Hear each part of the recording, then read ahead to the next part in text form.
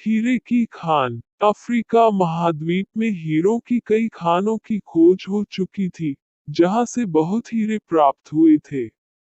वहां के एक गांव में रहने वाला किसान अक्सर उन लोगों की कहानियां सुना करता था, जिन्होंने हीरों की खान खोजकर अच्छे पैसे कमाए और अमीर बन गए। वह भी हीरे की खान खोजकर अमीर बनना चाहता था। एक दिन अमीर बनने के सपने को साकार करने के लिए उसने अपना खेत बेच दिया और हीरों की खान की खोज में निकल पड़ा। अफ्रीका के लगभग सभी स्थान छान मारने के बाद भी उसे हीरों का कुछ पता नहीं चला। समय गुजरने के साथ उसका मनोबल गिरने लगा। उसे अपना अमीर बनने का सपना टूटता दिखाई देने लगा। वह इतना हताश हो गया कि उसके जीने की तमन्ना ही समाप्त हो गई और एक दिन उसने नदी में कूदकर अपनी जान दे दी। इस दौरान दूसरा किसान, जिसने पहले किसान से उसका खेत खरीदा था, एक दिन उसी खेत के मध्य बहती छोटी नदी पर गया। सहसा उसे नदी के पानी में से इंद्रधनुषी प्रकाश फूटता दिखाई पड़ा। उसने ध्यान से देखा, तो पाया कि नदी के किनारे एक पत्थर पर सूर्य की किरणें पड़ने से वह चमक रहा था। किसान ने झुककर वह पत्थर उठा लिया और घर ले आया। वह एक खूबसूरत पत्थर था।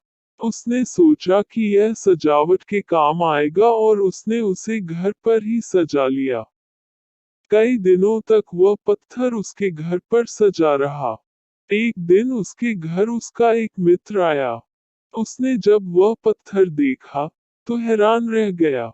उसने किसान से पूछा, मित्र, तुम इस पत्थर ही कीमत की जानते हो?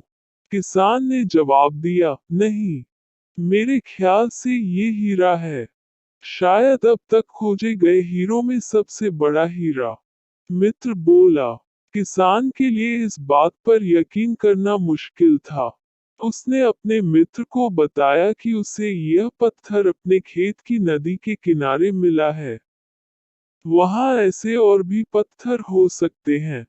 दोनों खेत पहुंचे और वहां से कुछ पत्थर नमूने के तौर पर चुन लिए।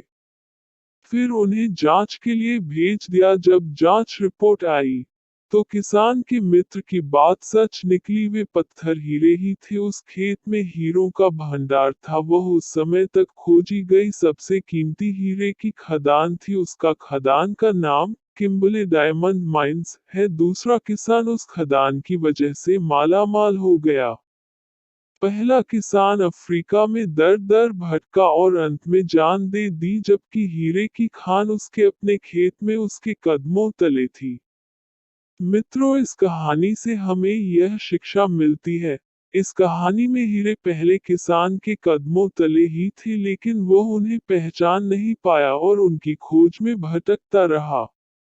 ठीक वैसे ही हम भी सफलता प्राप्ति के लिए अच्छे अवसरों की तलाश में भटकते रहते हैं। हम उन अवसरों को पहचान नहीं पाते या पहचान कर भी महत्व नहीं देते, जो हमारे आसपास ही छुपे रहते हैं। जीवन में सफल होना है, तो आवश्यकता है बुद्धिमानी और परख से उन अवसरों को पहचानने की और धैर्य से अनवरत कार्य करने की। सफलता निश्चित है।